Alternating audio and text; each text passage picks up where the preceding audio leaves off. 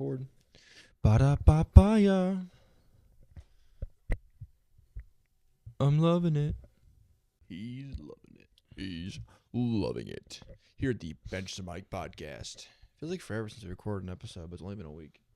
This fall break has not been a break, dude. We've had a full week off. It's been a nightmare. Yeah, dude. It's been content nightmare, football nightmare. Just, I feel like Anything that can go wrong did go wrong.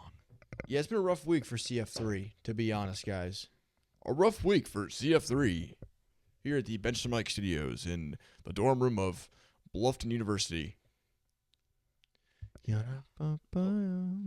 Oh, obviously. I mean, of course I knew that. Charles Wizen? Absolutely. You know who that is, right? I can't believe you don't know who that is. That's crazy. Who is it? Cornerback for Steelers. Michigan. Damn it. You know when your heart and brain feel like mush, kid? He's got everything we need here at the Bench to Mike Podcast studio. Marbeck opens in 30 minutes, and we love that because I am hungry. I'm starving. I haven't eaten yet. What's your mom make for dinner? Did she make anything good? Sloppy Joe's, I think. Oh, Lord. Sloppy Joe from Mrs. Cortez. Sounds good. Your mom's a great cook. Yeah. Welcome back to the Bench to Mike Podcast. I'm your host, Caleb Fultz, also known as CF3. I am also your host, Chris Cortez, also known as Chris Cortez. And today, We are covering what, Chris? We are going to be covering the Heisman race between Ashton Jeanty, running back for the Boise State Broncos, and Travis Hunter, the dual threat wide receiver and cornerback for the Colorado Buffaloes. Two very phenomenal athletes. Two very phenomenal. Probably two of the best athletes that I've been able to watch on television, to be honest with you. In the 20 years I've been watching college football probably since maybe 6th or 7th grade, and these are probably the two best players that I have gotten to watch. I've been watching college football since senior year of high school, and these are probably the best athletes I've ever seen. I would say these guys, and maybe the third best, I'd say like Devontae Smith won the Heisman as a wide receiver. That he's probably the only one that even comes close to these two guys. Well, just watching Travis Hunter play both ways in a D1 is crazy to me. Yeah. Like, that's like unheard of. Like, you only play both ways if you go to a small farm town football team. You know, like, but the fact that he's playing both ways at D1 University is crazy. And then, we have this running back from Boise State. Who is a game wrecker. Dude, He wins all the games by himself. he looks insane. Like, he just looks like a menace out there. You saw like the Michael Myers memes and stuff. That's why we're going to get to that, the Heisman moment. That's kind of why I chose that play. Yeah. It's the play. And now all these high schoolers are doing the same thing. All these high schoolers are standing straight up in the backfield now to copy him. It's a trend now. It's cool. All right, so we have a couple segments planned for this. Chris has it on his phone. So let's get in the first segment, Chris. Yeah, we kind of got 6 segments for you guys coming at you. We're gonna go kind of in depth. We'll see how far we get. First one we got though, season stats so far. We're gonna start off with Travis Hunter for Colorado. Season stats as a wide receiver so far, he has got 49 catches, 587 yards, 6 touchdowns, and per catch 12 yards. That is just his offensive stats though. His defensive stats for 2024: 6 total tackles, 11 solos, 5 assists, 3 passes defended, 1 forced fumble, 2 picks. And may not sound like a lot for a DB, but the only reason it's not a lot is because nobody throws his way. How many offensive targets do you have again? How many targets does he have? I don't know how many targets he has. It just says 49 catches. Got you. Okay. Still insane though for what he's doing. I mean, that man's got to be tired for every game. He's got to be. Man, I can't imagine like what his calorie deficit is and what he's been like going through. Like, I mean, I bet he's burning so much. Oh yeah, give that kid an all-you-can-eat buffet at Olive Garden, man. Get this man some carbs. Get this man some carbs. Get him some carbs. Get him some carbs. All right, now moving on to the running back. What's his stats? For Ashton Jeanty of Boise State, he has got a whopping 126 carries so far. Man. And mind you, it is midseason. They're feeding that man. It's only 6 games into the season. 126 carries, 1,248 yards, 17 touchdowns, and 9.9 yards per carry. That is, I believe I saw this out on Instagram a couple days ago. That is more rushing yards just himself than like 20% of the college football teams. literally like He's a game breaker. like they also every team that scouts him has to know like he's getting the ball. Like they know Boise State's gonna run the ball. Oh my goodness! If you But watch it's like any you of can't his stop games, it. if you watch any of his games, it doesn't even matter who they're playing. They got like 9 guys in the box, They and just they can't can't do stop anything it. about it. The whole line for Boise State's gotta be insane too, aren't they? Oh my goodness! I would, if I was Ashton Jeanty, I would use that NIL check. Get those guys. Some waffles. Yes, take those guys out to eat. They deserve it. They deserve it. Is the QB from Boise State that bad? Is he bad? Do you know? No, He's not. typical Wow. game manager. What is Boise State's current record? Boise State's current record, they are 5-1. Their only loss is a 2-point loss to Oregon, which, if I'm going to be honest, they should have won that game because Oregon hit a walk-off field goal due to a lot of different things culminating up to that moment. They only lost That to was- Oregon by 2 points. Yeah, they lost to Oregon, but they had the game in the bag. They should have won that game. Put Boise State in the playoffs, bro. They are ranked currently. Let's see. I believe they are in the top 15. Let me check because now I'm interested. I've had a busy week, so I have not been able to keep really up to date with the current rankings. I keep yawning. I'm sorry, gentlemen. Ladies and gentlemen, if any ladies are The watching, crew has had a tiring week. It's been a long working week. it has been. They are ranked number 15 in the country right now. And Colorado, for those that are wondering, is unranked right now. Oof. I think you have to win the Heisman. Like if you're simply carrying your team to the number 15th ranked spot in the To a nation, college football playoff berth? it's just you, dude. Like if you are the offense, Yes. oh man, like Travis Hunter. I know you're playing both ways, bro, but you're not contributing like Ashton is. Now, bro. I will say, possible game of the year. If you're not doing anything tomorrow at 10:30 p.m., tune into Boise State versus UNLV. UNLV was ranked, but they lost to Kyle McCord in the Syracuse Orange like 2 or 3 weeks ago. And that game went to overtime. And Kyle McCord had to stage a massive comeback to beat UNLV. So UNLV, although they're unranked, they were ranked in the top 25 a couple weeks ago. So that could be game of the year written all over. Like this is a playoff game coming at you. I'll be watching it on the bus to MSJ. There you go. Dude, he's a dog. I love seeing his highlights, man. All these highlight reels they're making for this guy, and plus Boise State's field all blue and they're all blue uniforms. Oh my goodness, I would love to go to Boise State and play. Oh, this is a promise to you guys. We will get out there. Before we die, we will film a vlog. at Before Boise this State Field. podcast ends, Yes. Before one of us passes away, we will make it out to Boise State for a vlog for you guys. what's a good like 13-hour trip, 12-hour trip? What? How far is it away? Maybe flight? Are you kidding me? 12 hours? It's going to be 12 hours. Dude, that'll get you to like maybe the tip of Minnesota. My man, Boise State's in Idaho. How far is that from here? Idaho's like all the way out. Okay, do you know where Washington is? Yeah. It borders Washington. Oh, Oh. And not Washington, D.C. Washington State, buddy. I'm not gonna lie, my brain is not there today, guys. I'm not gonna lie. Too much football, too much hit to the head, I guess. Okay. We will vlog the game, and depending on how much footage we got, that's like a 2-hour vlog because that's going to be like 30 hours of driving. It's actually all driving in like 5 minutes a game. That's the whole vlog. Oh man! All right, next segment. All right, next segment for you guys, we got comparing their competition. Now, of course, it is a Power 4 school going up against a Group of 5 school. Group of 5, yeah. Level of competition, I mean, there's really no debate. Colorado, up to this point, has played North Dakota State, the best FCS team in the country.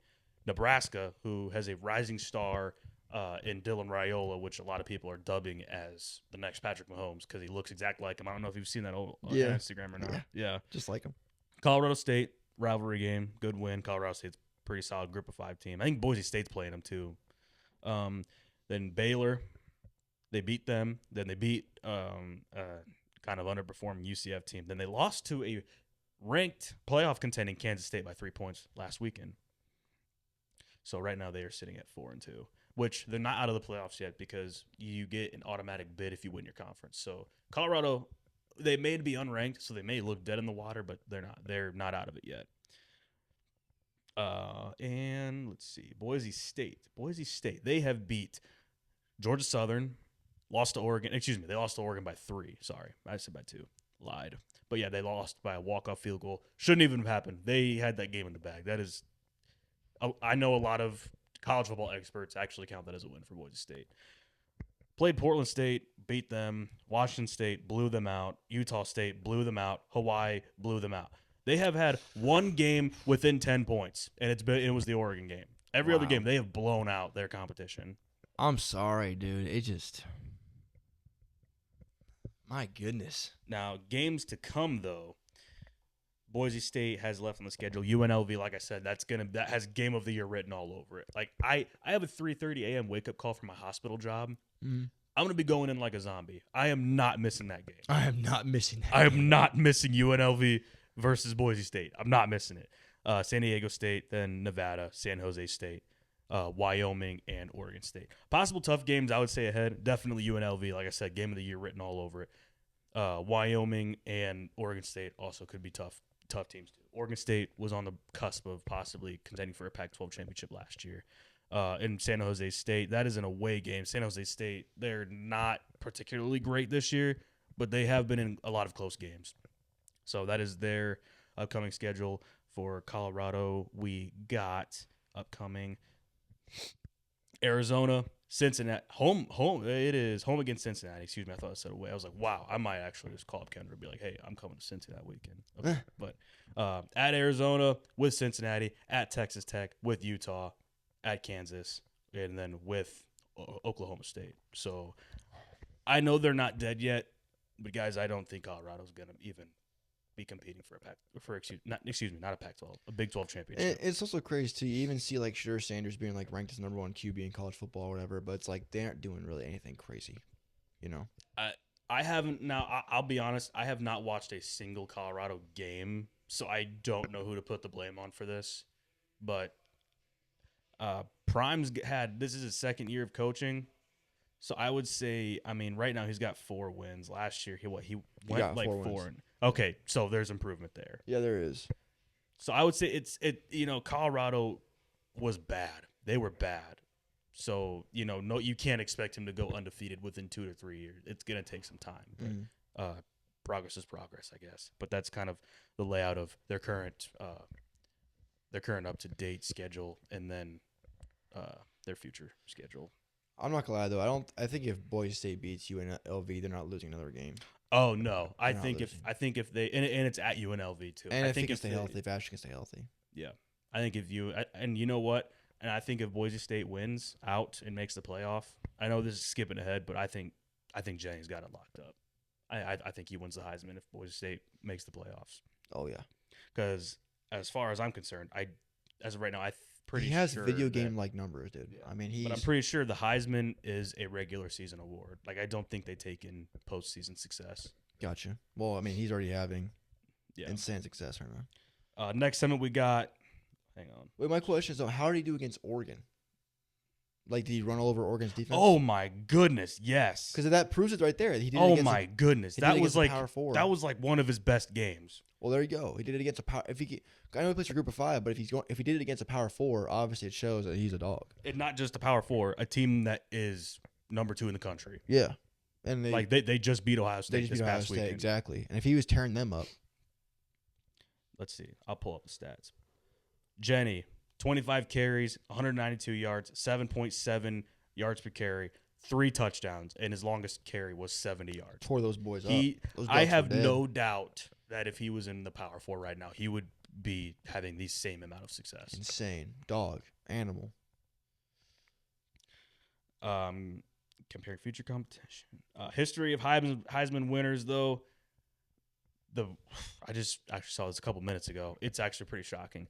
In the history of Heisman winners, people say it's a quarterback award, but back in the day,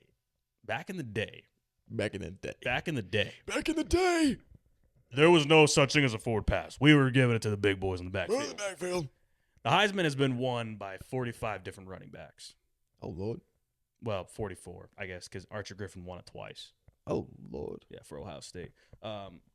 Couple, I guess. So I guess that's really favoring the running back here in the history of Heisman success of running backs. But we're in the passing era now, Chris. Yeah, we are in the passing era right now. As of right now, I guess the notable ones that you guys probably would know of are one, Archer Griffin from Ohio State, Mark Ingram for Alabama. You know who Mark Ingram is, I right? do Mark Ingram. Yeah, Mark Ingram won it back in the early 2000s. Derrick Henry is a Heisman Award winner. believe it or not. I didn't know Derrick Henry won one. Yeah, Derrick Henry is probably debated as like one of the worst, I guess, quote unquote, worst Heismans because there was just a lot of great players that year, and they just kind of gave it to an Alabama player because that was in the height of their successful run. But I mean, still a great player. I think he had like 2,000 yards that season. Well, could you compare Jeffrey to Derrick Henry? I feel like they're very comparable running backs. I mean, like they're both. Say Jeffrey. Sorry. You know what? Did you have you tried comparing Jeffrey to Derrick Henry? It's been a long day. It's been a really long day. Man's been going through it. Couldn't you say those running backs though were two comparable running backs? Oh yes. Like their play style and like Yes. they're both very large men. Bully ball. Yeah, I would say out of all the running backs that there have been, he probably mirrors Derrick Henry the most. Derrick Henry wasn't as big, but he was just as physical running the ball back in college. Yeah. Heisman for two-way players. And there's been only one defensive player ever to win it. But he was technically disputed as a two-way player because he also caught a couple passes and returned kickoffs and punts. That is Charles Woodson, for those that don't know. Back in 97 when Michigan won the national championship. He was a kind of two-way player. People it's a big dispute. He definitely played less offensive snaps than Travis Hunter did because he wasn't technically a wide receiver. He was listed as a DB, and he was in like whenever they needed him. He's not like an every down receiver like Travis is. Yeah. But he was pretty crazy too. That's the only one. There's been one. I just feel like if Travis was playing at like an elite level at both, it'd be like. I feel like if Travis played for a better team, his odds would be better. Yeah, well, he said he's gonna leave Colorado if he doesn't make $40 million next year. Do you see that? Yeah, $40 million as in like he's going to the NFL. Yeah, which I think he will anyway. Yeah, like I don't think. I mean, maybe Coach Prime does come up with something, but I can't see him coming back. He's projected to be a top 1 pick. Yeah, number 1. Yeah, number 1, number 2. Like I will be shocked if he falls number 2 in the draft. I will be shocked if Travis Hunter goes in number 2. Because anyone could really use a player like that. Anyone and everyone needs a player like that. He's definitely going to have to focus on one position in the league, though. He's definitely going to focus on one position. I guess this is kind of a hot take, but any more in the league, I mean, we saw it with the Cincinnati Bengals. They were horrible. Then the year they drafted Jamar Chase, they didn't even care about the offensive line, but they just went insane when they drafted Jamar Chase because that's just the reality of the league anymore. You need sub-average to average linemen that can just get in the way and just kind of pass. Yeah, just get in the way and kind of pass block. Now that Aaron Donald's gone. Yeah, and just let your receivers win you the games. Let's just face it. That's the NFL now. Or I mean, he could do what Deion did. And Deion played DB, but then like he did some punt returning. He got a little bit of offensive times. I mean, Travis could probably still do a little bit of offense, a little bit of special teams, but I think he should probably focus on DB. Oh yeah, I think that's where he's going to be a game breaker at. Both of these guys are going to be great in the NFL. I think. Yeah. Well, the running backs are always so hard to tell because like their lifespans is so short. You never know what can happen. And they're kind of just running the treads out of Ashton Jeanty right now. They are. Because I can't see him coming back to Boise State. Either he hits the transfer portal or he'll be in the league next year. He said he's not. He said he wants a legacy. I did see that, though. That's why he didn't hit it last year. He's wanted the legacy at Boise State. So that kind of wraps up the history of the Heisman winners. Heisman moment so far midseason as of, what's the date? Friday, October 18th. As of right now, personally, I would say Travis Hunter's Heisman moment. This is going to be cliche because this is probably everyone else's Heisman moment. His interception against UCF. Picked it off. He didn't score a touchdown, but he ran to the end zone in celebration and hit the Heisman post. Simple as that. All eyes, nation was watching him. It was all over Instagram. And let's just face it now, if you have a clip that goes viral, you will probably garner more attention towards the chances of winning an award.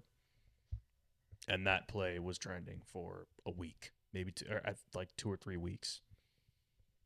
And I think that's Travis Hunter's midseason Heisman moment. It was mimicking, for Michigan, who was it? Desmond Howard. Desmond Howard scored a touchdown against Ohio State, hit the Heisman pose. I would say that is Travis Hunter's midseason Heisman moment. For Ashton Jeanty, same thing as Travis Hunter, another viral play. His 50-plus yard touchdown run against Hawaii, where all the Michael Myers memes came from. One where he's just standing back there, and he takes it, makes one cut, guy's gone. Nobody can tackle that guy. I saw that play. His quads are like the size of my torso. He's a very large man. How tall is he? 5'9". Only 5'9". Then I guess he isn't a Derrick Henry-esque person. 5'9". 5'9", 215, though. 215, 215-pound running Maybe back. that's the issue. They just don't see him behind the offensive line. That's a thing, though. Yeah. The shorter running back, you're probably going to have a lot of success because you can't see him when he hits the hole. Like that. Yeah. Nice. Can't be mad at that. Yeah. I don't know. Would you agree? Those two Heisman moments? I mean, anything you saw on the internet that you say that wowed you at all? I haven't seen anything about Travis other than like his social media dancing and like the quotes that he's been saying. So I can't speak for Travis, but I did see that play again. I've seen so many plays with Ashton, and I just think, yeah, that's a good one. I didn't see the end where he struck the pose, but I do remember I did see that play. Like I obviously with UCF. Yeah, because no, I'm talking about with Ashton. Oh, he didn't hit the pose. He just hit that pose. No, he didn't hit the pose. Okay, well then, but I saw the play you're talking about where like because they did the bird's eye view of it or whatever, and they made the meme. But yeah, I didn't see. Yeah, I didn't see anything about Travis though. I would say probably though, if Ashton's gonna have a Heisman moment, it will probably be this. It will not this week. Tomorrow, it'll be against UNLV. I'm excited. I'm pumped. I am pumped for that game. That 10:30 graveyard shift. I'll be up. I'm there. We'll have to cover it. We'll have to cover it like for next episode. Oh, absolutely. Yeah, absolutely. I am very excited for that game. And obviously, they're gonna win the Mountain West. The game, Mountain West. that game's so late. It seems like though. It's because it's Pacific time.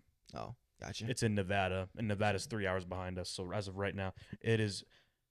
As of the time of this recording, it is 5:45 p.m. It is 2:45 p.m. over in Nevada. Oh, shoot. Yeah. Stinks. Does stink. All right. Wrapping up that section, our last section of the day, our predictions. Guys, I'm going to be honest. I love both players. I don't hate either one. And a lot of people like hating Travis Hunter because it's Colorado. Yeah. And which, okay, it is what it is. I love both players. I think both players are going to be great in the NFL, and I think they're far and away the two best players in college football. For Travis Hunter, kid's a game breaker. He's going to make an impact on both sides of the ball. Nobody throws his way, and when they pass his way, good things happen. For Colorado. For Colorado, of course. Yeah. On the other hand, Ashton Jeanty. Man's a bowling ball. Man is a nuke. He is a nuke in the backfield. He wins games by himself.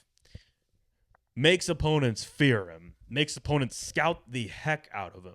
Makes opponents put 9, 10 guys, all 11 guys on the line in the box. In the box. In the box and on the line. And they still can't stop him. He is the reason that they are 5-1 and should be 6-0. He has not had a game under 100 yards this year.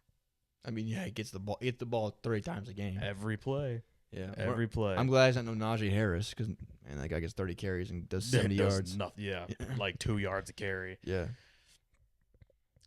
But when all's said and done and when the dust settles, I think Ashton Jeanty is going to be winning the Heisman. I second that.